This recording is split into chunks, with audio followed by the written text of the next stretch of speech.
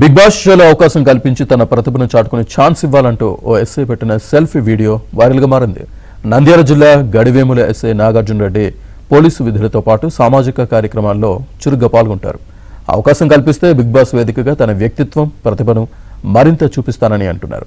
కడప జిల్లాకు చెందిన నాగార్జున రెడ్డి గడివేముల్లో ఎస్ఐగా పనిచేస్తున్నారు.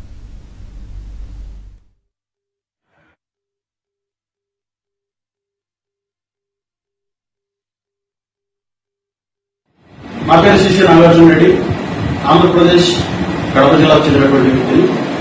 ప్రస్తుతం నంద్యాల జిల్లా గడివేముల పోలీస్ స్టేషన్ నందు ఎస్ఐగా విధులు నిర్వహిస్తున్నాను. ఎంతో ఆత్మవిశ్వాసం కలిగినటువంటి నా యొక్క నిజమైన వ్యక్తిత్వాన్ని బిగ్ బాస్ హౌస్ లో అడుగుపెట్టి అందరికీ చూపించాలని ఎంతో ఆసక్తితో ఎదురుచూస్తున్నాను.